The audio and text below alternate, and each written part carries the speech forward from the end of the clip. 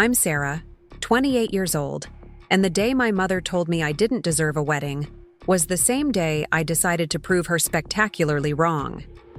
Standing in her pristine kitchen, still wearing my scrubs from another 12-hour shift, at the pediatric clinic, I watched her face contort with disgust as I shared the news about David's proposal. Her words hit like ice water. "You don't deserve a wedding, Sarah. Not after everything you've put this family through."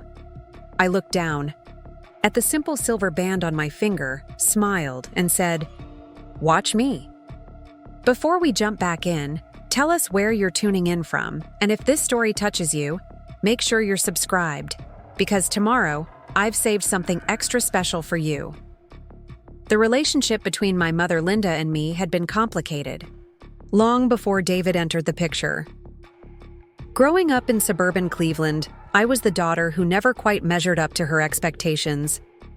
Where my older sister Jessica excelled at everything effortlessly, piano recitals, honor roll, perfect attendance, I struggled through school with undiagnosed learning disabilities that my mother dismissed as laziness. Jessica became a corporate lawyer, married her college sweetheart in a lavish ceremony that my parents funded without question, and produced 2 picture-perfect grandchildren who called my mother every Sunday. I, on the other hand, took the scenic route through life. After barely graduating high school, I spent 2 years working retail while figuring out my direction. My mother's disappointment was palpable during family dinners, where Jessica's achievements were celebrated while my struggles were either ignored or criticized. When I finally decided to pursue nursing, my mother's response was lukewarm at best. "Well, I suppose someone has to clean up after the real doctors," she said, managing to make my career choice sound like a consolation prize. Nursing school was the hardest thing I'd ever done, but also the most rewarding. For the first time in my life, I found something I was genuinely good at. My instructors praised my natural empathy and patient care skills.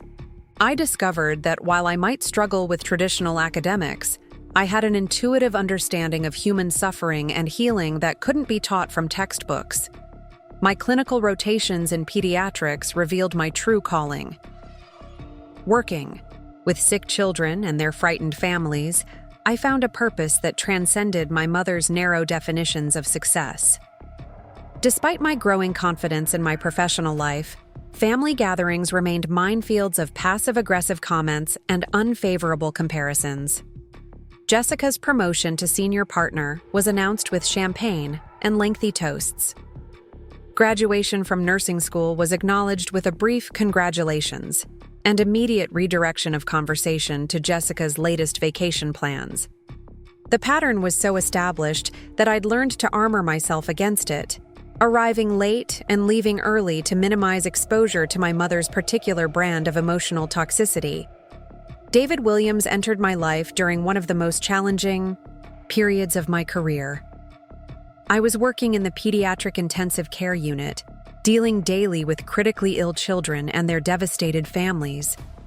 The emotional toll was enormous, but the work felt sacred. David was the new pediatric cardiothoracic surgeon, brought in from Johns Hopkins to head up the hospital's expanding children's heart program. Our first meeting was hardly romantic. I was covered in vomit from a particularly sick 6-year-old when he introduced himself during shift change. "You must be Sarah," he said, extending his hand despite my obvious need for fresh scrubs. "I've heard incredible things about your work with the cardiac patients." His reputation had preceded him. Brilliant surgeon, published researcher, the kind of doctor who saved lives that others had given up on. What I hadn't expected was his genuine warmth and complete lack of the arrogance that often accompanied surgical talent. Our relationship developed slowly, built on shared purpose and mutual respect. David appreciated my advocacy for our young patients and their families. He valued my input during complex cases, recognizing that my direct patient care experience provided insights that complemented his surgical expertise. We began having coffee after particularly difficult cases, processing the emotional weight of our work together. These conversations gradually evolved into dinner dates, long walks discussing everything from medical ethics to our favorite books. What struck me most about David was how he saw me. Not as the disappointing younger daughter or the girl who couldn't quite keep up, but as a skilled professional whose opinion mattered. He celebrated my successes, from successfully advocating for a patient's pain management to completing my certification in pediatric advanced life support. For the first time in my adult life, I felt truly valued for who I was, rather than criticized for who I wasn't. 6 months into our relationship, I finally brought David to a family dinner. The evening was a masterclass in my mother's subtle art of diminishment. She gushed over David's credentials, his research publications, his position at the hospital, while managing to make it clear that she couldn't fathom what someone of his caliber saw in me. "Sarah's always been our little caretaker," she told him with a patronizing smile. "It's wonderful that she found work that suits her limited abilities." David's jaw tightened almost imperceptibly, but his response was gracious and protective. "Sarah is one of the most skilled nurses I've ever worked with," he said firmly. "Our patients are incredibly fortunate to have someone with her expertise and compassion caring for them." My mother's smile faltered briefly before she smoothly redirected the conversation to Jessica's recent promotion and her children's academic achievements. The message was clear. While David might be impressed by my modest accomplishments, the family hierarchy remained unchanged. The engagement happened on a quiet Sunday morning in David's apartment. We'd been together for 8 months, and I was beginning to believe that maybe, just maybe, I deserved the kind of love he offered. We were reading the newspaper in comfortable silence when he suddenly folded his section and turned to face me with nervous excitement. "Sarah?" he began, his voice slightly shaky. "I know this isn't the most romantic setting, but I can't wait another minute." He pulled out a simple ring box and dropped to one knee right there in his living room. "I love your compassion, your strength, your incredibly kind heart," he continued. "I love how you fight for our patients and how you make me a better doctor and a better man. Will you marry me?" The ring was perfect, not because it was expensive, which it clearly wasn't, but because it was chosen specifically for me. A vintage setting with a modest but beautiful stone, elegant without being ostentatious. It fit my personality and our practical financial situation as young healthcare professionals perfectly. I said yes without hesitation, tears streaming down my face as he slipped the ring onto my finger. We spent the morning making plans, talking about a small ceremony, maybe something outdoors, intimate and meaningful, rather than elaborate. David had grown up in a family that valued substance over spectacle, and his vision of our wedding matched my own dreams perfectly. We were both excited to share our news with the people we loved. I decided to tell my family first, driving to my parents' house that afternoon with David's ring catching the sunlight through my car windows. I felt genuinely happy, perhaps for the first time since childhood, and naive enough to believe that my mother might share in my joy. I found her in the kitchen, meticulously arranging flowers she'd cut from her garden, every stem perfectly placed in an expensive crystal vase. "Mom," I began, unable to contain my excitement. "I have wonderful news. David proposed this morning." I extended my hand to show her the ring, expecting at least polite congratulations, perhaps even genuine happiness for her daughter's good fortune. Instead, her face hardened into an expression I'd seen countless times before, disappointment mixed with something approaching disgust. She glanced at the ring dismissively before meeting my eyes with cold calculation. "That's quite small, isn't it?" she observed, her tone suggesting that the ring's modest size reflected poorly on both David and me. "I suppose it's appropriate for someone in your position." The words stung, but I pressed forward, determined not to let her diminish this moment. "We're thinking about a wedding next spring," I continued, hoping to redirect the conversation towards something more positive. "Something small and meaningful. maybe in the park where David and I had our first real date. My mother's expression grew even more severe, her mouth pursing in the way that had terrified me as a child. "A wedding?" she repeated, as if I'd suggested something completely absurd. "Sarah, you can't be serious. After everything you've put this family through, after all your failures and disappointments, you think you deserve a wedding?" Her voice rose with each word, years of accumulated frustration and social embarrassment pouring out in a torrent of cruelty.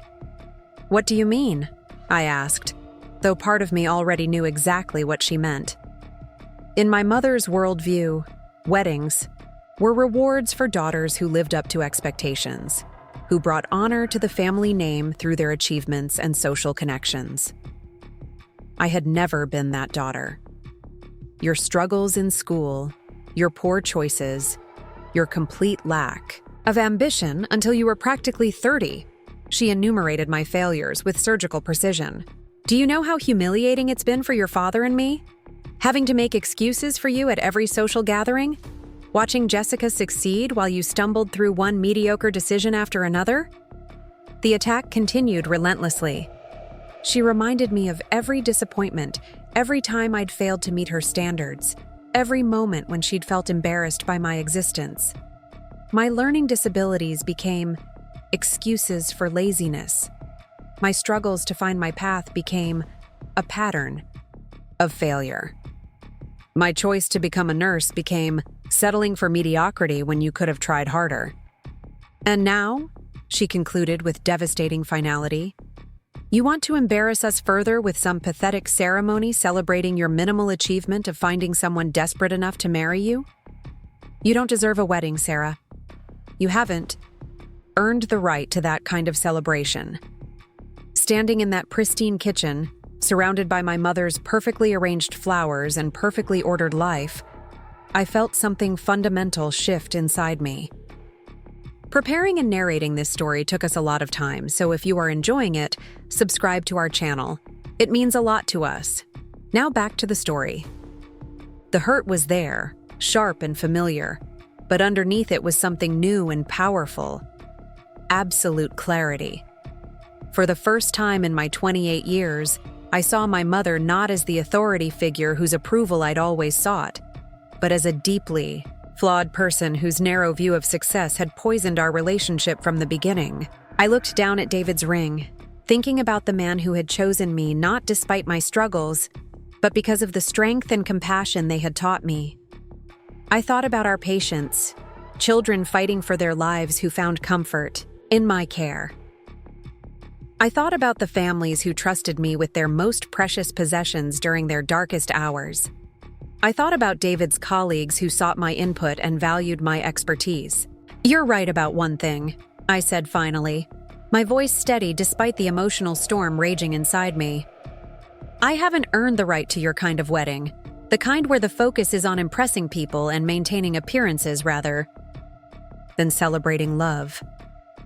But I have earned the right to a wedding that reflects who David and I actually are, what we've built together, and the life we want to create." My mother's eyes narrowed, recognizing a shift in our dynamic that she couldn't quite identify. "What are you talking about?" "I'm talking about the fact that your definition of deserving something is based on meeting your arbitrary standards rather than on actual worth or happiness," I continued, feeling more confident with each word. "You've spent my entire life moving the goalposts, making it impossible for me to ever be good enough in your eyes. But the truth is, I don't need to be good enough for you anymore." The kitchen fell silent except for the ticking of the antique clock my mother had inherited from her own mother. I could see her processing my words, recognizing that something had changed, but not yet understanding what. The daughter who had always eventually backed down, who had always ultimately sought her approval despite the pain it caused, was gone. "I'm going to marry David," I said with quiet determination. "We're going to have a beautiful ceremony surrounded by people who actually love and support us.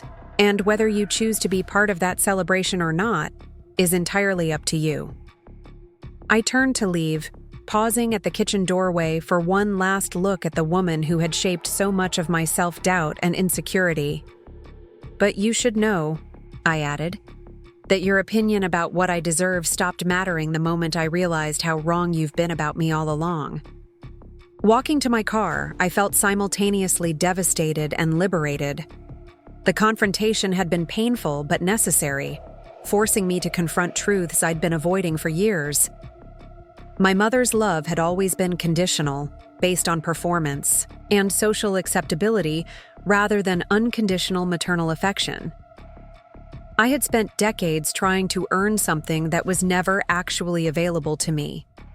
The drive back to David's apartment gave me time to process what had happened and what it meant for our future.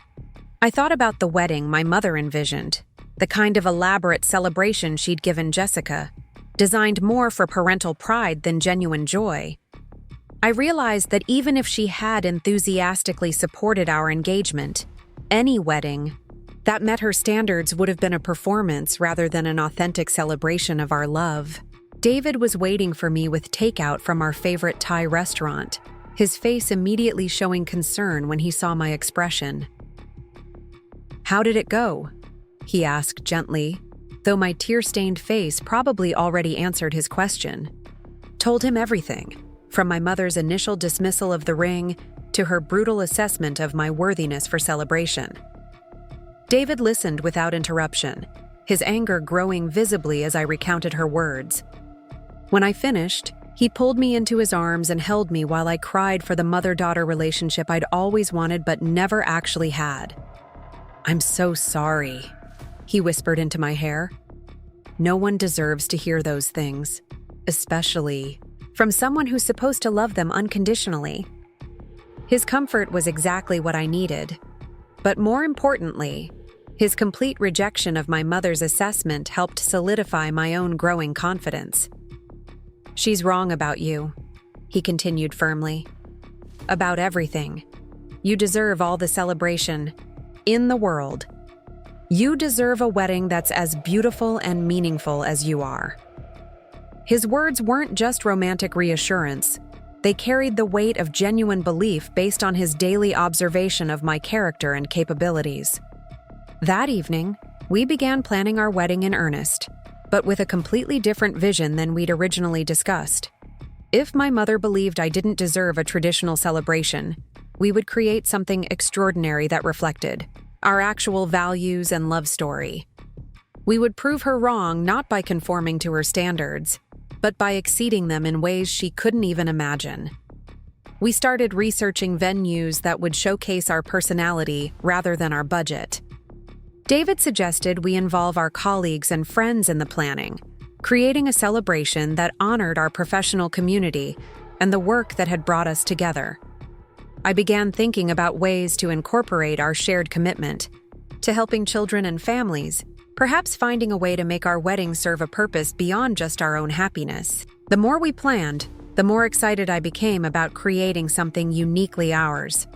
My mother's rejection, while painful, had freed us from expectations that never fit anyway. We could design a celebration that was authentic rather than impressive, meaningful rather than costly, and focused on the people who actually supported our relationship rather than those who merely tolerated it. As the weeks passed, I found myself thinking less about my mother's disapproval and more about the opportunity we'd been given to start fresh. Her harsh words had forced me to examine what I actually wanted rather than what I thought I should want.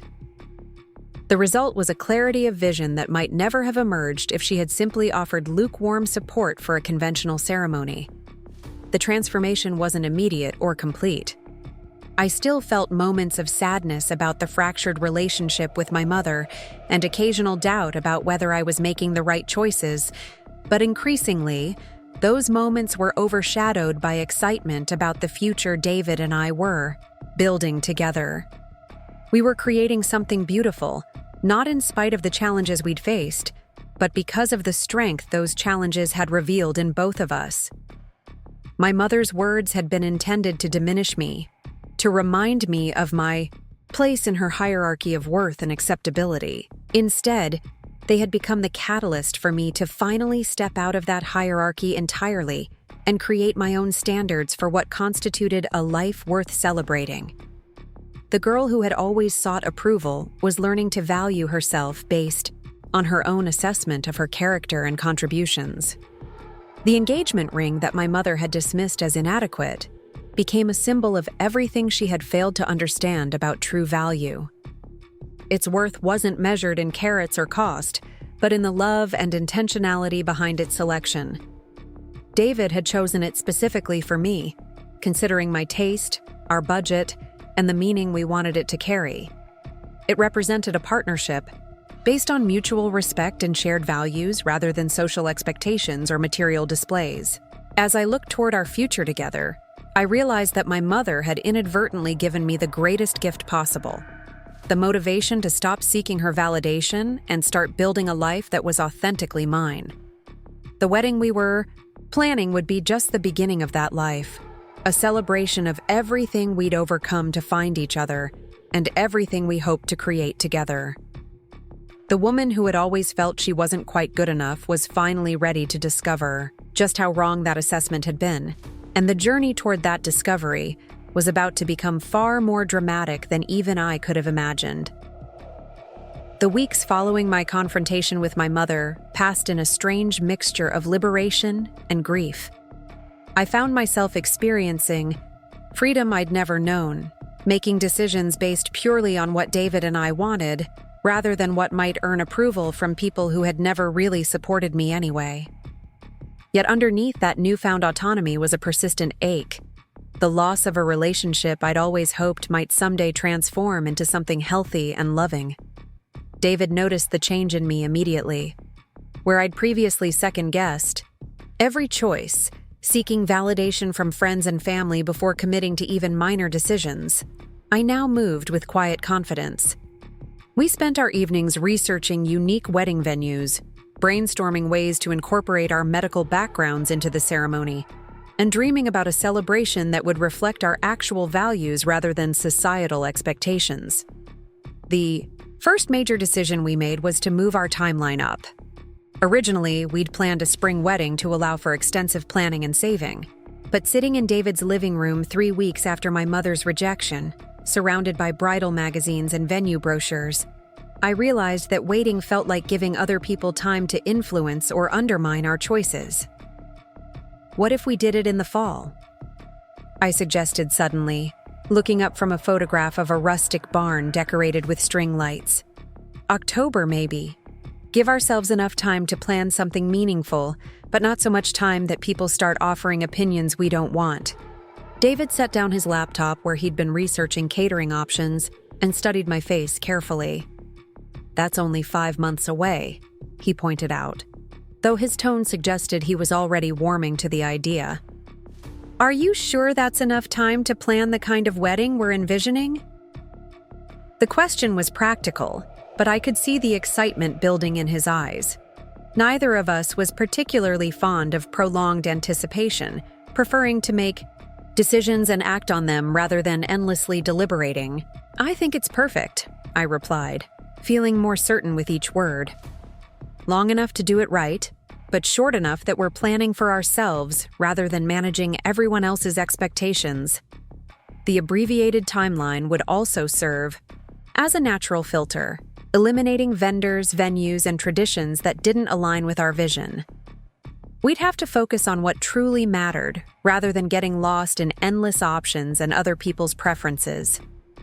David reached for my hand, intertwining our fingers as he'd done countless times during difficult conversations at the hospital. "October it is then. Do you want to tell people right away? Or should we get some concrete plans in place first?" His question touched on something I'd been avoiding thinking about: how to handle the inevitable family drama that would arise from our accelerated timeline and non-traditional choices. "Let's get the big pieces figured out first," I decided. Venue, general style, guest list parameters. Then we can share details with people who actually matter to us. The phrase felt revolutionary as it left my mouth. For the first time in my adult life, I was prioritizing people who actually mattered to us, rather than people I felt obligated to appease. Our venue search led us to discoveries I never would have considered during my people-pleasing phase. Instead of traditional wedding halls or country clubs, we explored art galleries, botanical gardens, and historic libraries. David found a listing for the Riverside Conservatory, a restored Victorian greenhouse on the outskirts of Cleveland that had been converted into an event space specializing in intimate celebrations. The conservatory was magical in a way that immediately felt right. Soaring glass ceilings allowed natural light to flood the space, while carefully maintained tropical plants created intimate seating areas throughout the main hall. The venue could accommodate up to 80 guests, which felt perfect for the celebration we envisioned. Most appealingly, the conservatory's mission included supporting local environmental education programs, aligning with our desire to make our wedding serve a purpose beyond our own happiness. "This is it," I said the moment we walked through. The entrance, watching David's face light up as he took in the space. The venue coordinator, a warm woman named Margaret who had been working with couples for over a decade, immediately understood our vision. She showed us how the space could be configured for both ceremony and reception, pointing out areas where we could display photographs from our work with pediatric patients and information about the children's charities we supported. Many couples who choose the conservatory are looking for something that reflects their values rather than just their aesthetic preferences, Margaret explained as we toured the preparation areas. The space lends itself beautifully to celebrations that incorporate meaning alongside beauty. Her words resonated perfectly with what we'd been trying to articulate about our wedding vision. The financial aspect of the venue was equally appealing. The conservatory's rates were reasonable, especially compared to the luxury venues my mother would have expected, and they offered significant discounts for couples who incorporated charitable elements into their celebrations. David and I looked at each other with growing excitement, realizing we'd found something that checked every box on our carefully crafted list of priorities. We signed the contract that afternoon, putting down a deposit that represented the first major financial commitment to our new vision. Walking back to the car, I felt a sense of accomplishment that had nothing to do with other people's approval. David and I had made a decision together based on our shared values and practical considerations, without once wondering what anyone else would think about our choice. The next challenge was assembling our guest list, a task that forced me to confront relationships I'd been taking for granted for years. David's list was straightforward: close family members who had always been supportive, colleagues who had become genuine friends, and a handful of college friends who remained important to him. His parents, both retired teachers from a small town in Ohio, had raised their children to value kindness and authenticity over social status. They'd embraced me immediately, treating me as a daughter rather than evaluating my worthiness for their son. My list proved more complicated. Jessica's name appeared automatically, despite our complicated relationship, because she was still my sister and had occasionally shown genuine concern for my well-being. My father presented a harder decision. While he'd never been as actively critical as my mother, his passive acceptance of her treatment had enabled years of emotional damage. Still, I included him, hoping that seeing me truly happy might inspire him to examine the family dynamics he'd allowed to persist. My mother's name sat in limbo for weeks. David and I discussed the situation endlessly, weighing the potential for family healing against the likelihood of continued toxicity. "What does your gut tell you?" he asked one evening as we worked on invitation designs at his kitchen table. "Not your sense of obligation or your hope for what could be, but your actual instinct about what would serve you best?" The question forced me to acknowledge what I'd been avoiding. My gut told me that my mother would view any invitation as an opportunity to insert herself into our planning process, offering opinions and criticism disguised as helpfulness. She would find ways to undermine our choices while positioning herself as the reasonable family member trying to save us from our own poor judgment. The stress of managing her involvement would overshadow the joy we were trying to create. I think, I said slowly, testing the words as they formed, that I need to have a different conversation with her first. Set boundaries about what kind of participation would be welcome and what wouldn't. If she can accept those boundaries, then she gets an invitation. If not, then we proceed without her. The decision felt both terrifying and empowering, acknowledging that relationships required mutual respect to function healthily. David nodded approvingly, recognizing the growth that decision represented. That sounds like you're honoring both your desire for family connection and your need for self-protection, he observed. Whatever you decide, I'll support completely. His unwavering backing gave me the confidence to approach what I knew would be a difficult conversation. I called my mother on a Tuesday evening, choosing a time when I felt emotionally centered and clear about my objectives. "Mom," I began after we'd exchanged basic pleasantries, "David and I have set our wedding date for October 15th. We're planning something small and meaningful, and I wanted to talk with you about what your involvement might look like." The silence on the other end of the line stretched long enough that I wondered if the call had dropped. Finally, my mother's voice came through, carefully controlled but tinged with surprise. "October? That's quite soon. Are you sure you have enough time to plan something appropriate?" The word appropriate carried all the weight of her previous criticisms, her assumption that my choices would inevitably fall short of her standards. "We're planning something that's appropriate for us," I replied evenly, refusing to take the bait. "The venue is booked, we've chosen our photographer, and we're working with a caterer who specializes in the kind of celebration we want. What I need to know is whether you're interested in being part of our day as a supportive family member, or if you're planning to continue treating my choices as mistakes that need your correction." Another long pause followed, and I could practically hear my mother recalibrating her approach. "Of course I want to support you, Sarah," she said finally, though her tone suggested she was testing the words rather than speaking from conviction. "I just want to make sure you're not making decisions you'll regret later. Planning a wedding is stressful, and sometimes brides need guidance from people with more experience." The conversation continued for another 20 minutes, with my mother repeatedly offering help that sounded suspiciously like attempts to take control of various aspects of our planning. She suggested venues she thought were more suitable, questioned our choice of October as potentially too cold for outdoor photographs, and wondered aloud whether David's family would find our timeline concerning. Each comment was framed as concern for our happiness, but the underlying message was clear. She didn't trust our judgment and believed her involvement was necessary to prevent disaster. "Mom," I finally interrupted during her third suggestion about photographers who were more established than the one we'd chosen. "I think I need to be more direct about what I'm looking for from you.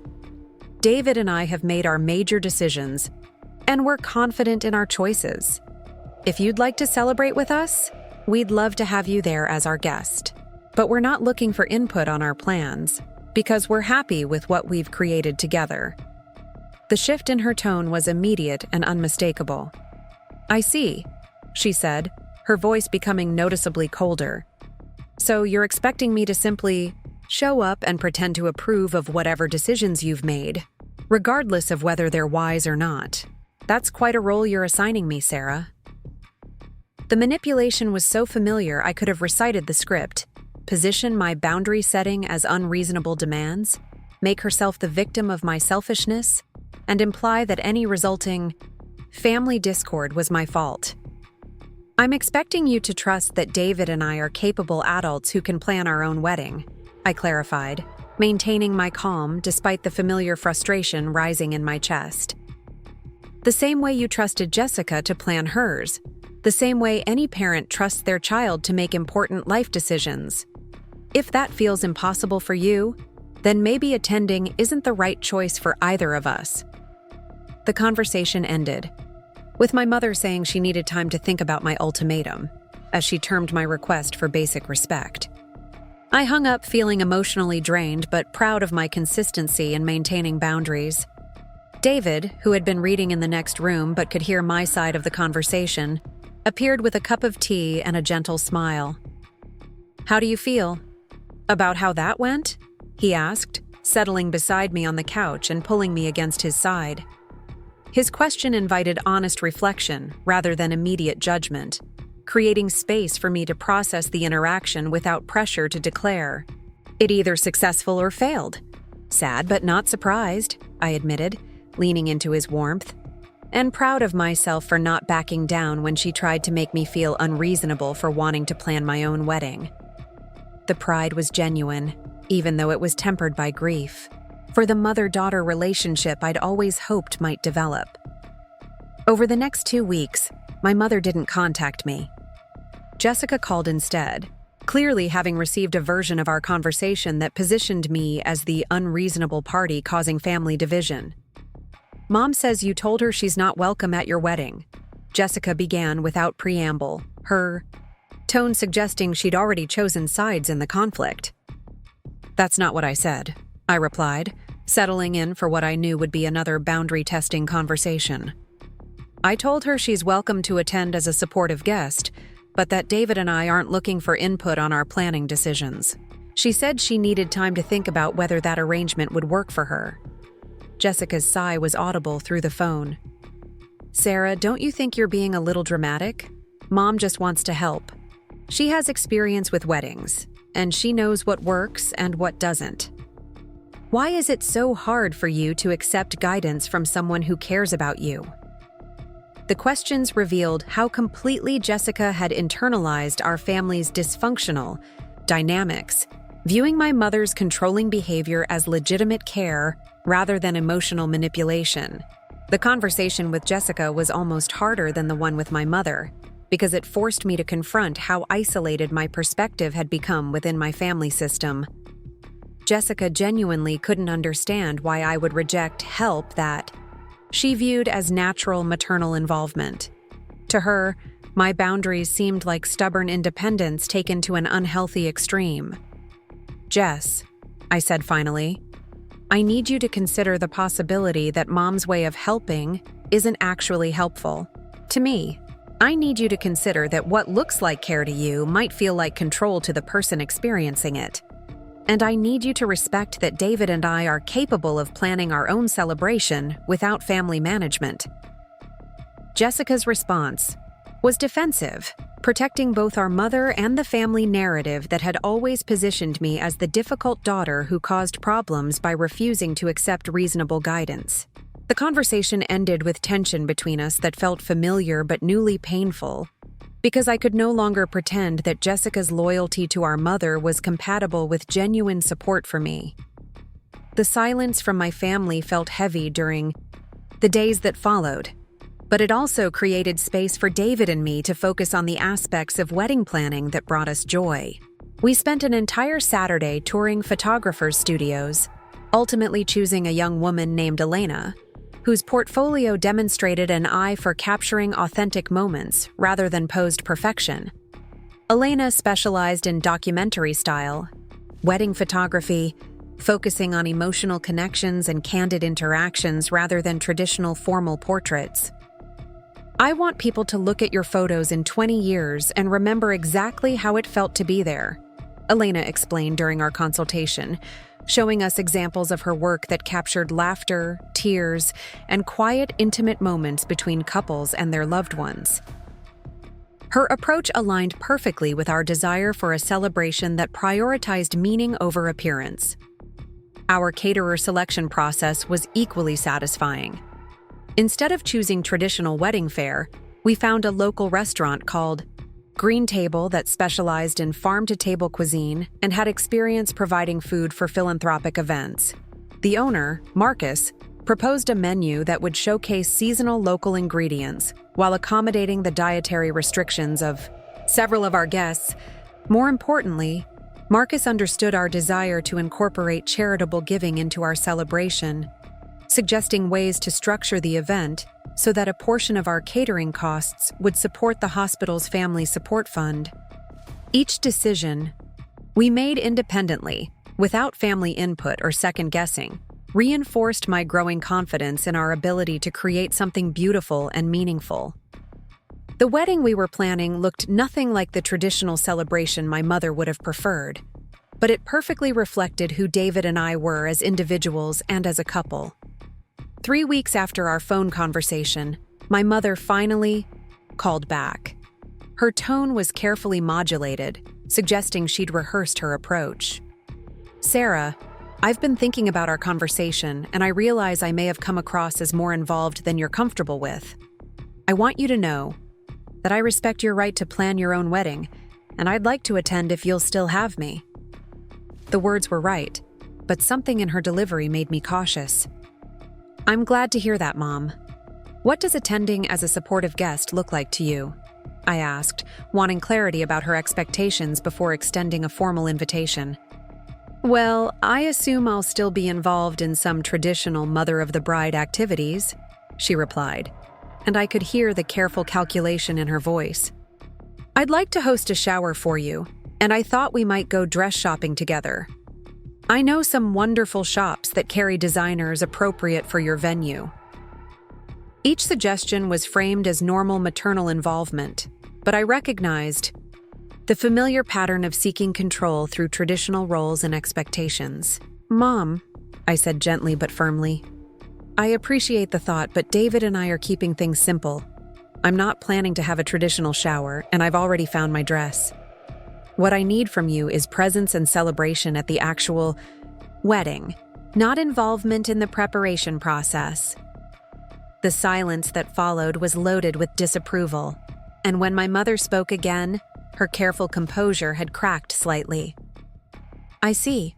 So you're planning to exclude me from all the traditional mother-daughter wedding experiences, but you still expect me to show up and smile for your guests. That seems rather one-sided, Sarah." The conversation deteriorated from there, with my mother alternately playing victim and casting my boundaries as evidence of my selfishness and ingratitude. She reminded me of all the ways she'd been excluded from my life decisions, conveniently omitting the criticism and control that had prompted my distance. She compared my treatment of her to Jessica's inclusive approach to wedding planning, highlighting how much more rewarding it was to have a daughter who appreciated parental wisdom. "I think," I said finally, recognizing that we were trapped in a circular argument that would never reach resolution, that we see family relationships very differently. "I'm planning a wedding that reflects David's and my values, which include mutual respect and voluntary participation. If that doesn't work for you, I understand, but I'm not going to change our approach to accommodate expectations that don't fit our vision." My mother's final response was delivered with icy precision. "Then I suppose you've made your choice about what kind of family relationship you want to have. I hope you're satisfied with the consequences." She hung up before I could respond, leaving me staring at my phone and processing the reality that she had once again chosen control over connection. The finality of that conversation was both devastating and liberating. I grieved deeply for the mother-daughter relationship I'd always hoped might develop, but I also felt profound relief at no longer having to manage her expectations and criticism. For the first time since our engagement, I could focus entirely on creating a celebration that would honor our love story without defensive preparations for family drama. David found me crying on our couch that evening, not from regret about the boundaries I'd maintained, but from sadness about the relationship that had never been possible with my mother.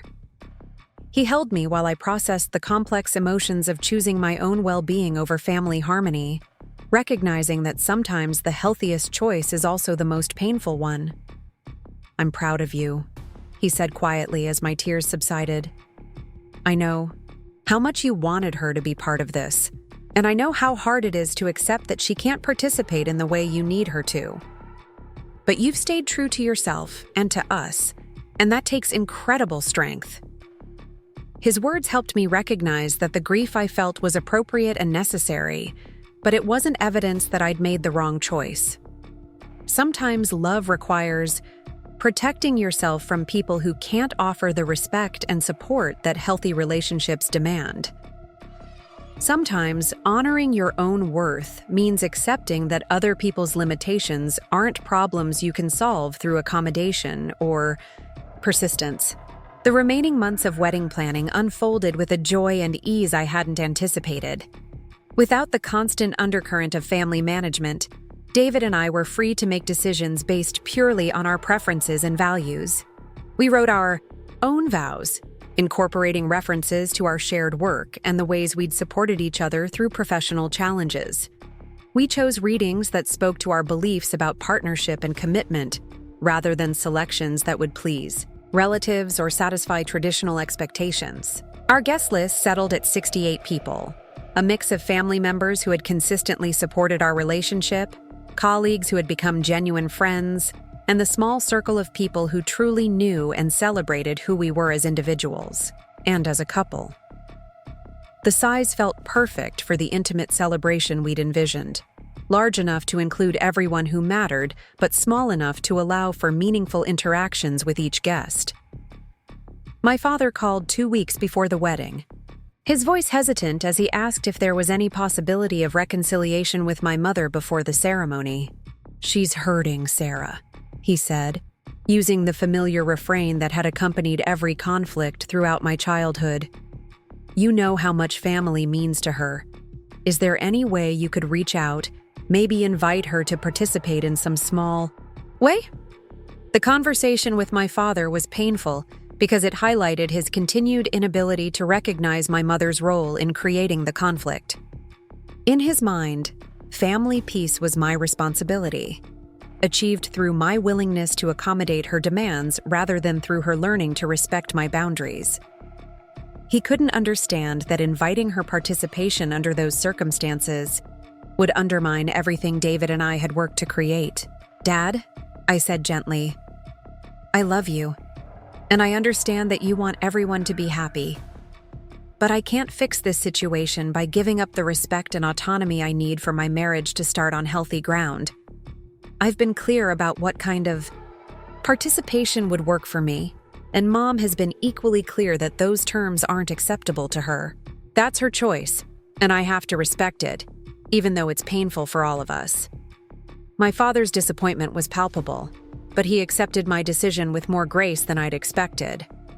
"I'll be there," he said quietly. "I'll be there to celebrate you and David, and I'll try to focus on that rather than on who's missing." His commitment meant more to me than he probably realized, representing a level of support I hadn't been sure I could count on. The week before our wedding, I had my final dress fitting at a small boutique that specialized in non-traditional bridal wear. The dress I'd chosen was elegant but unconventional, a flowing crepe gown in soft ivory with delicate botanical embroidery that complemented our conservatory venue perfectly. The boutique owner, a woman named Ruth, who had been designing wedding dresses for brides seeking alternatives to traditional styles, had modified the dress to fit me exactly. "You look radiant," Ruth said as she made final adjustments to the hemline. "There's something special about brides who are getting married for the right reasons, creating celebrations that truly reflect their love stories. It shows in everything, from how they carry themselves to how they light up when they talk about their partners."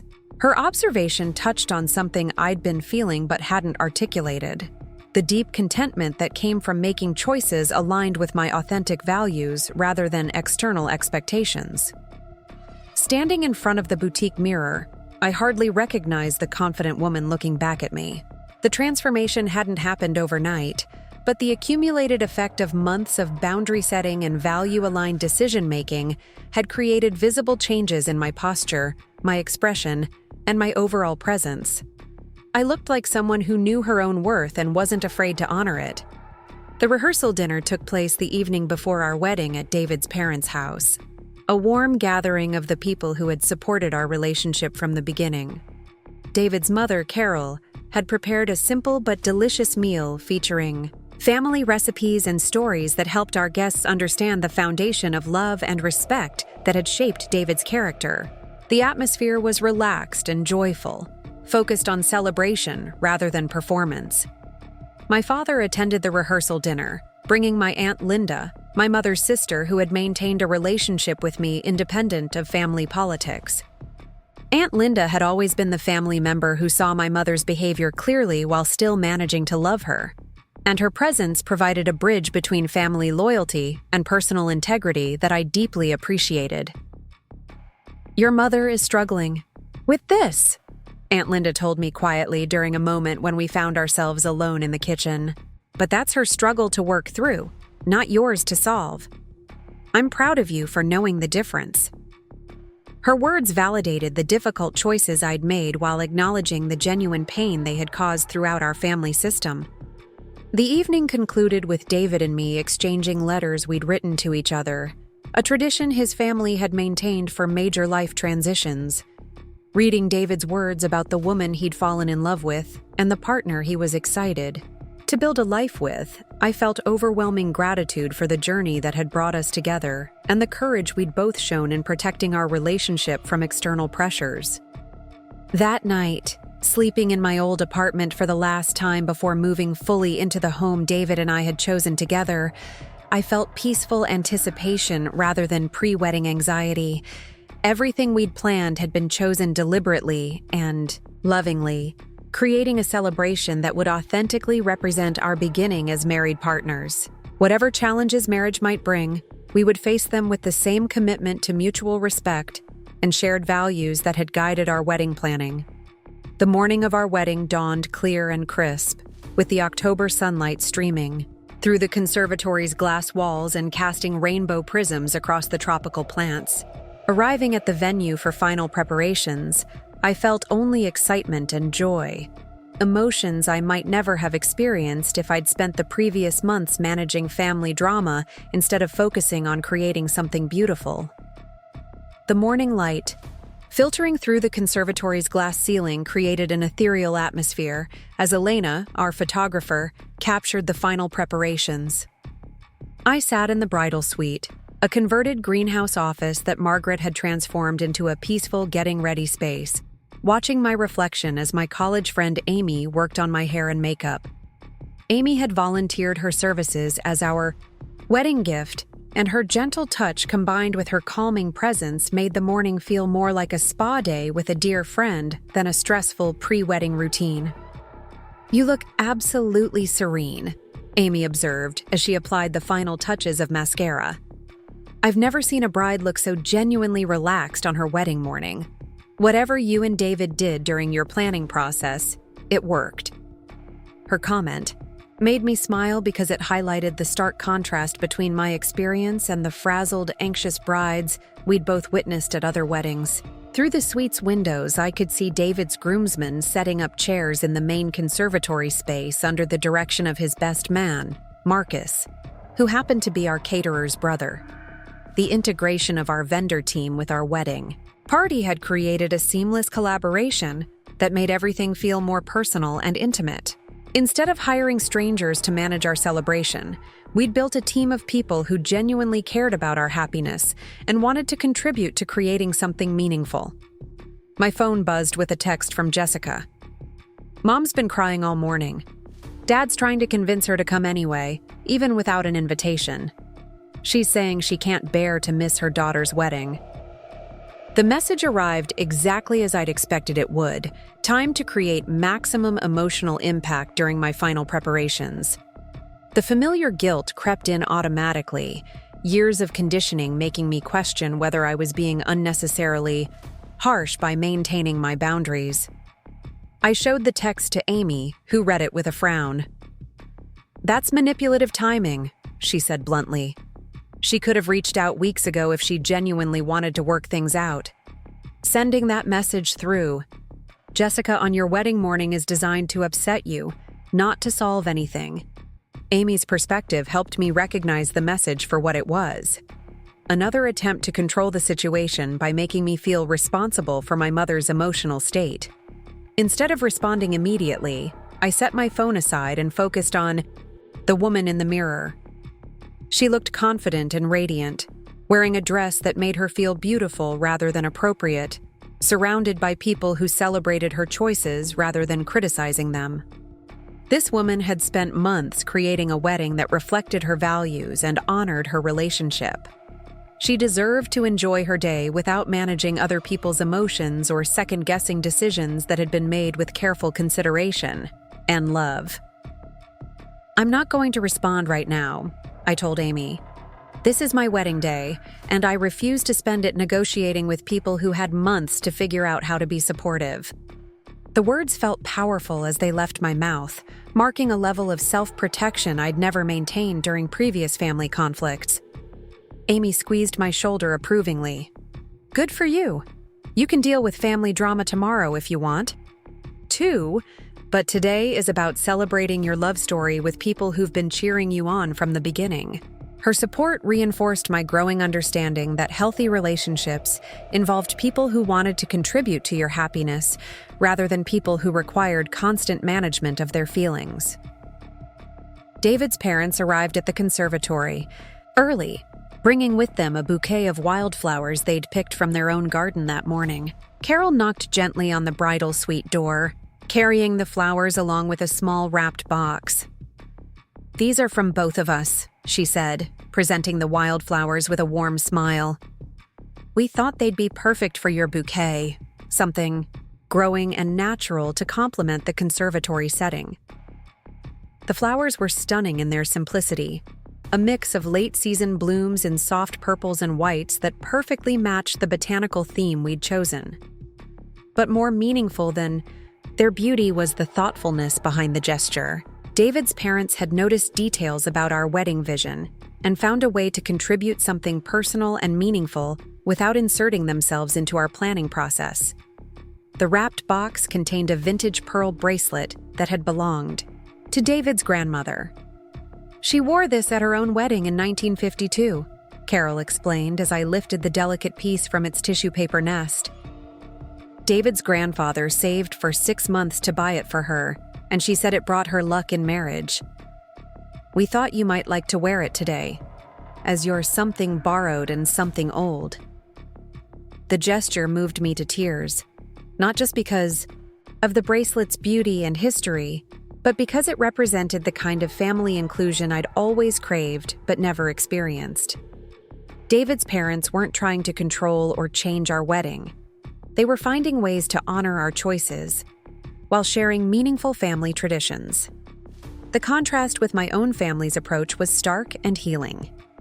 Elena documented the bracelet-giving moment, capturing Carol's gentle smile as she helped fasten the clasp around my wrist and my genuine emotion at being welcomed so completely into their family traditions. Looking at the photos later, I would see a woman being embraced and celebrated rather than evaluated and corrected, visual evidence of what healthy family relationships could look like. By 10:30, the conservatory had been transformed into a wedding venue that exceeded even our ambitious vision. The October sunlight streaming through the glass created natural spotlighting that highlighted the seasonal decorations Margaret's team had arranged throughout the space. Burgundy and gold accents complemented the existing tropical plants, while string lights added warmth and romance to the soaring ceiling spaces.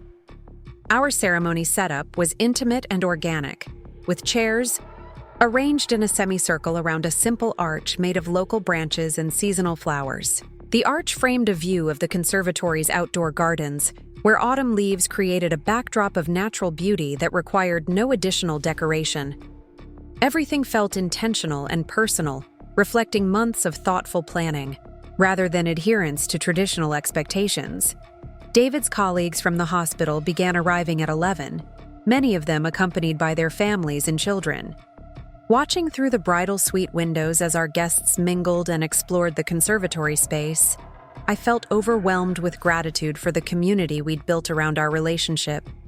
These were people who knew us in our professional context, who had witnessed our partnership in high-pressure situations, and who understood the foundation of mutual respect and shared purpose that had brought us together. Dr. Patricia Huang, the head of pediatric surgery and David's mentor, arrived, with her wife and 2 teenage daughters. Patricia had been one of the first people to recognize and encourage our relationship, noting how our collaboration improved both of our professional performances. Seeing her family interact with other guests, I was reminded of how many strong, supportive relationships had developed in our orbit, connections that existed independent of traditional family structures. My Aunt Linda arrived with my cousin Rachel, both of them bringing an energy of celebration and support that immediately lifted my spirits. Rachel, who was close to my age and had always been more like a sister than a cousin, knocked on the bridal suite door carrying a bottle of champagne and wearing a grin that suggested she had something special planned. "I have a message for you," Rachel announced dramatically, producing her phone with a video ready to play. "From someone who couldn't be here today, but wanted to make sure you knew she was thinking of you." The video was from my college roommate, Jennifer, who was currently stationed overseas with the military. Jennifer's face filled the screen, beaming with joy as she delivered a heartfelt message about our friendship and her excitement about my marriage to David. "Sarah," Jennifer's recorded voice said, "I've watched you grow into the most incredible woman, and seeing you with David makes my heart so happy. You two are perfect together, and I can't wait to celebrate with you when I get back. Your wedding sounds absolutely beautiful, exactly what you deserve. I love you, and I'm so proud of the life you're building." The message continued with funny memories from our college years and predictions about the amazing marriage David and I would have together. Rachel had collected similar video messages from several other friends who couldn't attend the wedding, creating a montage of love and support that brought tears to my eyes. The effort she'd put into gathering these messages demonstrated the kind of thoughtful care that characterized my healthiest relationships. People who found ways to show love and support, rather than focusing on what they couldn't control or change about my choices. At 11:45, Margaret knocked on the bridal suite door to let me know that all the guests had arrived and David was ready for our first look moment. We'd decided to see each other before the ceremony, wanting private time to connect and share our excitement before joining our community for the public celebration of our commitment. Elena led me to a secluded corner of the conservatory's outdoor garden area, where David waited with his back turned, wearing the navy suit we'd chosen together, and holding a small bouquet that matched the wildflowers his parents had brought. The moment felt sacred in its intimacy, just the two of us and Elena discreetly documenting from a distance. "You can turn around now," I said softly, and when David faced me, his expression of pure joy and love made everything we'd been through to reach this moment feel absolutely worthwhile.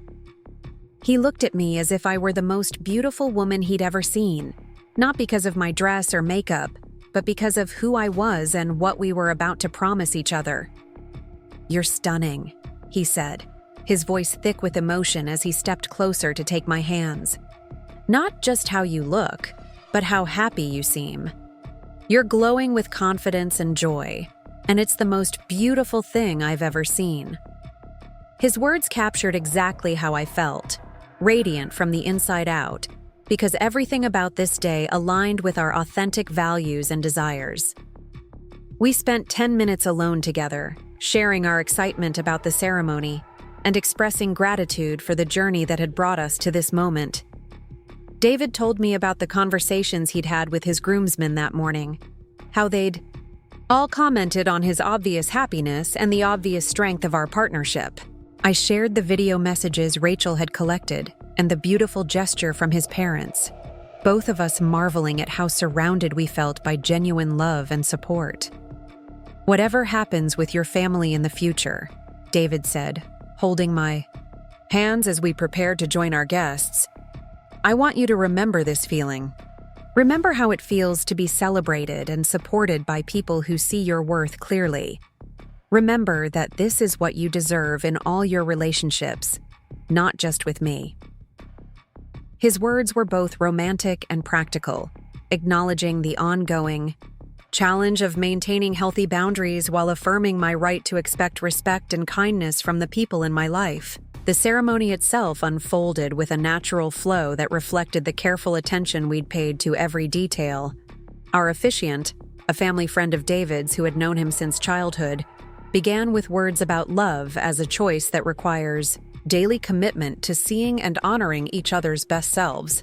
The opening set a tone of intentionality and maturity that perfectly captured our approach to marriage. Walking down the aisle to meet David felt like the most natural thing in the world. Not a performance for our guests, but a genuine movement toward the person who had become my home.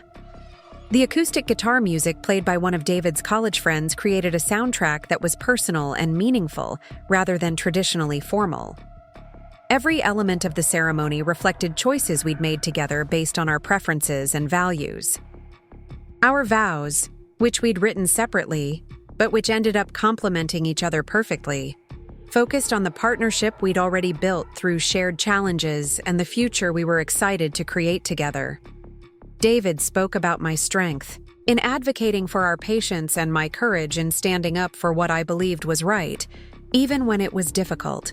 I talked about his kindness and integrity, and the way he had helped me see my own worth more clearly through his consistent love and respect. The exchange of rings felt profound in its simplicity, two people publicly committing to continue choosing each other every day. David's hands were steady as he slipped my wedding band next to my engagement ring, and I felt overwhelmed with certainty that this was exactly right. Not just the ceremony, but the entire relationship and the life we were building together. When our officiant pronounced us married and invited David to kiss his bride, the moment felt both deeply intimate and joyously public. Our guests erupted in cheers and applause that reflected genuine happiness for our union, the sound of a community celebrating something they had supported and believed in from the beginning. The transition from ceremony to reception happened seamlessly, with guests moving naturally from the ceremony seating area to cocktail stations set up throughout the conservatory. Marcus and his team had prepared past appetizers that showcased seasonal ingredients and accommodated various dietary needs, creating opportunities for guests to mingle and share their excitement about the ceremony they'd just witnessed. I found myself moving through the space with ease, genuinely enjoying conversations with guests rather than feeling obligated to perform the role of bride for people who didn't really know or support me. Every interaction felt authentic and joyful, reinforcing my understanding that this was what celebration should feel like when it's centered on genuine relationships rather than social obligations. Dr. Huang approached David and me during the cocktail hour with her wife, both of them beaming with happiness. "That was one of the most meaningful ceremonies I've ever attended," Dr. Huang said. "You could feel the authenticity and love in every moment. It's clear that you two have built something really special together, and it was an honor to witness you making it official."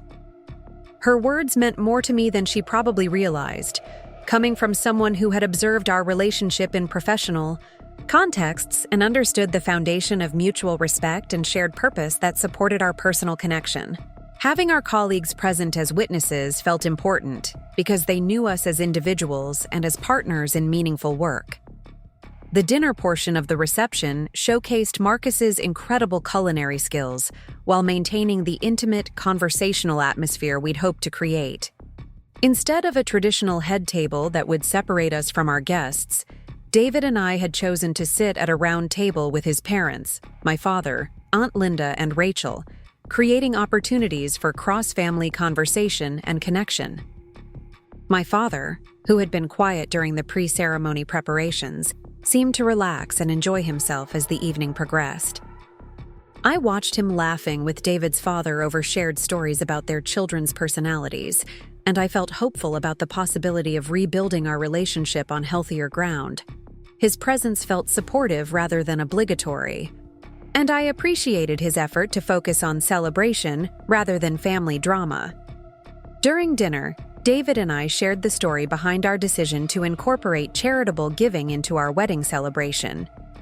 Instead of traditional favors, we had made donations to the hospital's Family Support Fund in honor of each guest, providing assistance to families dealing with pediatric medical crises. The decision reflected our shared values while creating a meaningful way for our wedding to serve a purpose beyond our own happiness. Several guests approached us throughout the evening to express their appreciation for the charitable component, sharing their own experiences with childhood illness in their families or their admiration for the work we did together. These conversations deepened the sense of community and shared purpose that had characterized our entire celebration. The evening's highlight came during the toasts, when David's best man, Marcus, spoke about witnessing our relationship develop in the high-pressure environment of the hospital. "I've watched David and Sarah support each other through some of the most challenging cases we've ever handled. Marcus said, his voice carrying the weight of shared professional experience. They make each other better doctors and better people, and that kind of partnership is exactly what marriage should be about. Rachel's toast on my behalf brought tears to my eyes as she spoke about my transformation over the past year. I've watched my cousin grow into someone who knows her own worth and isn't afraid to honor it, she said, looking directly at me with love and pride. Sarah has always been compassionate and strong, but now she's learned to extend that compassion to herself and to expect the respect she's always deserved. Watching her with David, seeing how they celebrate each other, gives me hope for what love can look like when it's healthy and real. As the evening wound down and guests began to leave, I felt overwhelmed with gratitude for every choice we'd made during our planning process.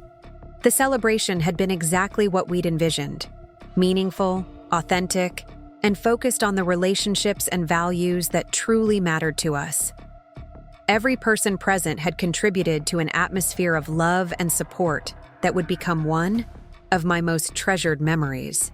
David and I spent the final hour of our reception sitting in the conservatory's garden area with our closest friends and family members, processing the day's events and sharing our joy about officially beginning our marriage. The October evening was crisp but comfortable, and the string lights created a magical ambiance that made everything feel dreamlike. Elena showed us a preview of some of the photographs she'd captured throughout the day, images that perfectly documented not just the events but the emotions and relationships that had made our wedding so special. Looking at pictures of myself laughing with David's parents, dancing with my father, and embracing friends who had traveled to celebrate with us, I saw a woman who was genuinely happy and surrounded by people who valued her exactly as she was. "You did it," Amy said as she helped me out of my wedding dress later that evening. "You created exactly the wedding you wanted, and it was absolutely perfect." I've never seen a bride look so genuinely happy and relaxed throughout her entire wedding day. Her observation captured what I was feeling: the deep satisfaction that came from making choices aligned with my authentic values rather than external expectations. As David and I drove away from the conservatory toward the bed and breakfast where we'd spend our wedding night before leaving for our honeymoon, I felt peaceful completion rather than post-wedding letdown. Everything about our celebration had reflected who we truly were and what we wanted our marriage to represent. The absence of family drama and obligation had allowed us to focus entirely on the joy of committing our lives to each other, surrounded by people who supported that decision wholeheartedly. Looking down at my wedding rings in the car's dim light, I thought about the journey that had brought me to this moment. From my mother's cruel words about not deserving a wedding to this perfect celebration of authentic love and partnership, I had traveled further than just the physical distance from Cleveland to our venue. I had traveled from insecurity to confidence, from people-pleasing to boundary setting, from seeking validation to knowing my own worth. The woman who had stood in her mother's kitchen months ago, hurt and diminished by cruel words about her worthiness, had transformed into someone who could create and enjoy the exact kind of celebration that honored her values and relationships. The wedding we'd just shared wasn't just a beautiful event. It was evidence of what became possible when someone stopped trying to earn love and started requiring respect. Our honeymoon in Costa Rica provided the perfect opportunity to decompress from the wedding planning process and begin our marriage focused entirely on each other. David had chosen a small eco-lodge near the cloud forest, a place that combined his love of nature with our shared interest in sustainable travel. For 10 days, we hiked through pristine wilderness, spotted exotic birds, and talked about our dreams for the future without any external pressures or family obligations to navigate. The trip gave me space to fully process the transformation I'd undergone over the past year. Sitting on our cabin's porch one morning, watching howler monkeys play in the canopy above us while David sketched the tropical birds we'd identified, I marveled at how peaceful I felt. The constant underlying anxiety that had characterized my adult life, the persistent worry about whether I was meeting expectations or disappointing people, had simply evaporated.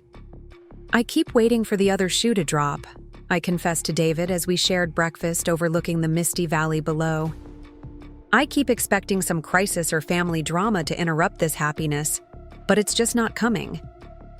He smiled, reaching across the small table to take my hand, and I noticed how naturally the gesture came now. This easy physical affection that spoke to our deep comfort with each other. Maybe that's because you've finally surrounded yourself with people who want to add to your happiness rather than subtract from it, he observed, unconsciously echoing something my therapist had said months earlier. When you stop managing other people's emotions and start focusing on your own well-being, life becomes significantly more peaceful. Returning to Cleveland after our honeymoon, I felt ready to establish new patterns in my relationships with extended family and colleagues. The wedding had served as a natural reset point, clarifying which people in my life were genuinely supportive and which required careful boundary management. Jessica had sent a congratulatory text while we were away, along with photos from the wedding that guests had shared with her, suggesting that she was beginning to understand what she had missed by choosing sides in the family conflict. My first day back at work brought an unexpected surprise. Dr. Huang called me into her office to discuss a new position that had opened up in the pediatric research department, a role that would combine direct patient care with data collection for groundbreaking studies on childhood cardiac conditions. The position represented a significant career advancement and would allow me to contribute to medical research that could improve outcomes for children worldwide. We need someone with your clinical skills and your ability to connect with families during difficult times, Dr. Huang explained as she outlined the role's responsibilities. The research component would provide opportunities for professional growth, and you'd be working directly with David's surgical team on several major studies. We think you'd be perfect for it. The offer felt like validation of everything I'd been working toward professionally. Recognition that my skills and passion had value beyond just meeting basic job requirements. David's excitement about the research position matched my own, and we spent several evenings discussing how this opportunity could shape both of our careers in complementary ways. The possibility of contributing to medical advancement while maintaining the patient advocacy work I loved felt like the perfect evolution of my professional identity. More importantly, the offer came without any need for family connections or social networking, based purely on my demonstrated competence and potential. 3 weeks after our return, I received an unexpected phone call from my mother. Her voice was carefully controlled, suggesting she'd rehearsed what she planned to say, but there was an underlying vulnerability I hadn't heard in years. "Sarah," she began hesitantly, "I've been doing some thinking since your wedding, and I realized I owe you an apology. Several apologies, actually." The conversation that followed was unlike any we'd ever had. My mother acknowledged that her treatment of me throughout my childhood and adult life had been unfair and damaging. She admitted that her own insecurities about social status and achievement had led her to project unrealistic expectations onto me, and that her inability to celebrate my successes had damaged our relationship in ways she was only beginning to understand. "I saw the photos from your wedding," she continued, her voice growing stronger as she found her footing in this new honesty. "You looked radiant, truly happy in a way I don't think I've seen since you were a small child. The celebration was beautiful, exactly the kind of thing you and David would create together. I realized that my absence wasn't punishment for you. It was punishment for me, missing one of the most important days of my daughter's life because I couldn't accept that. Your vision was different from mine."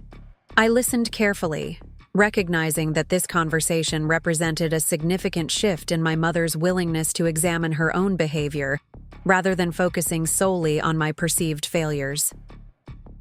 While I felt cautious about accepting her apology too quickly, I also felt hopeful about the possibility of rebuilding our relationship on healthier ground. "I appreciate you saying that, Mom," I replied honestly. "It means a lot to hear you acknowledge how difficult things have been between us. I'm open to working on our relationship, but I need you to understand that it will have to look different than it has in the past." I can't go back to accepting criticism disguised as concern or trying to earn approval that's always just out of reach. My mother agreed to family therapy, a suggestion I made tentatively, but which she accepted with surprising willingness. "I don't want to lose you," she admitted, and for the first time in memory, her emotion felt genuine rather than manipulative. "I know I've made mistakes, and I want to learn how to do better. You deserve to have a mother who celebrates your accomplishments rather than criticizing your choices." The therapy sessions that followed were challenging but productive, providing a structured environment for us to address decades of accumulated resentment and misunderstanding. Dr. Peterson, the family therapist my mother had chosen, specialized in repairing relationships damaged by conditional love and perfectionist expectations. Under her guidance, my mother began to understand how her own upbringing had shaped her parenting style, while I learned to express my needs and boundaries clearly without defensive anger. The breakthrough moment came during our 4th session, when my mother finally grasped the connection between her treatment of me and my decision to limit her involvement in my wedding. "You weren't trying to hurt me," she said, tears streaming down her face as understanding dawned. "You were trying to protect yourself and your marriage from the kind of criticism that had already damaged so much of your life. I made my daughter feel like she had to choose between having me at her wedding and having the wedding she actually wanted." Recovery wasn't linear or immediate. There were setbacks and moments when old patterns reasserted themselves, but the commitment to therapy and honest communication created space for genuine healing. My mother began celebrating my achievements without qualification, asking about my work and marriage with genuine interest rather than skeptical evaluation. I learned to share good news with her again, tentatively at first, but with growing confidence as she proved capable of joy without judgment. 6 months after our wedding, David and I hosted our first Thanksgiving dinner in our new home, inviting both sets of parents along with several colleagues who had become close friends. Watching my mother interact warmly with David's parents, discussing shared grandparent hopes and gardening tips without competitive undercurrents, I felt grateful for the work we'd all done to create healthier family dynamics. The evening's most meaningful moment came when my mother pulled me aside while others were cleaning up after dinner. "I want you to know how proud I am of the life you've built," she said quietly, her words carrying none of the conditional approval that had characterized her previous attempts at praise. "Your marriage is beautiful, your work is meaningful, and you've grown into such a strong, confident woman. I'm sorry it took me so long to see what was always there." Jessica and I also began rebuilding our relationship, though it required honest conversations about the family dynamics that had shaped our different perspectives. She gradually came to understand how my mother's criticism had affected me differently than it had affected her, and I learned to appreciate the genuine care that had motivated her attempts to mediate family conflicts. "I always thought you were being oversensitive," Jessica admitted during one of our coffee dates. "I didn't realize that Mom treated us differently, that the expectations placed on you were impossible to meet while mine were designed to reinforce success I'd already achieved. I'm sorry I didn't see it sooner, and I'm sorry I made you feel like the problem was your inability to handle normal family dynamics." The research position Dr. Huang had offered me proved to be everything I'd hoped for professionally. Working closely with David's surgical team, I contributed to studies that would improve surgical outcomes for children with complex cardiac conditions. The work required both clinical skills and research methodology, challenging me intellectually while maintaining the patient advocacy focus that had drawn me to nursing originally. My first published research paper, co-authored with David and Dr. Huang, examined the impact of family support interventions on pediatric cardiac surgery recovery times. Seeing my name in a medical journal felt like validation of the professional growth I'd experienced since gaining confidence in my own abilities. The recognition came from colleagues who valued my contributions rather than from family members, obligated to offer praise. A year after our wedding, David and I returned to the conservatory for the anniversary celebration Margaret had suggested during our original venue tour. The space looked different in the autumn light, But the memories of our wedding day felt as vivid and joyful as they had 12 months earlier. Standing in the spot where we'd exchanged vows, I marveled at how much our lives had evolved while maintaining the foundation of love and respect that had brought us together. "Do you ever regret how we handled the wedding planning?" David asked, as we walked through the conservatory's gardens, now showing the rich colors of another October. "Do you ever wonder what might have happened if you'd tried harder to include your mother from the beginning?" His question made me consider carefully, weighing the pain of family conflict against the joy of authentic celebration. "I regret that it took a crisis to motivate the changes in our relationship," I said finally. "But I don't regret protecting our wedding from dynamics that would have undermined what we were trying to create. If I had accommodated her demands, we might have had a larger celebration, but it wouldn't have been ours. And more importantly, I might never have learned that I could set boundaries and survive the consequences." The conversation reminded me of how far I'd traveled from the woman who had stood in my mother's kitchen, devastated by cruel words about my worthiness for celebration. That woman had believed that love required endless accommodation and that her value depended on other people's approval. The woman walking through the conservatory garden understood that healthy love enhanced rather than diminished self-worth, and that celebrations should honor authentic relationships rather than maintain social appearances. Dr. Peterson had helped me understand that my mother's initial rejection of my wedding plans had been less about the specific details and more about her fear of losing control over my major life decisions. By maintaining my boundaries while remaining open to genuine relationship repair, I had demonstrated that independence and family connection weren't mutually exclusive when both parties committed to respect and growth. 2 years after our wedding, David and I began discussing starting our own family. Conversations that felt exciting rather than anxiety-provoking because we'd established such clear communication patterns and mutual support systems. The prospect of becoming parents together felt like a natural extension of the partnership we'd built, grounded in shared values and genuine respect for each other's perspectives. My mother's response to our pregnancy announcement demonstrated how thoroughly our relationship had transformed.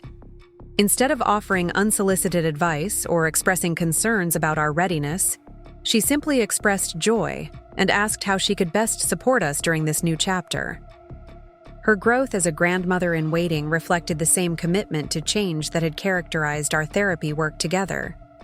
The baby shower my colleagues organized at the hospital felt like a celebration of community rather than obligation, attended by people who had witnessed our marriage and professional partnership flourish.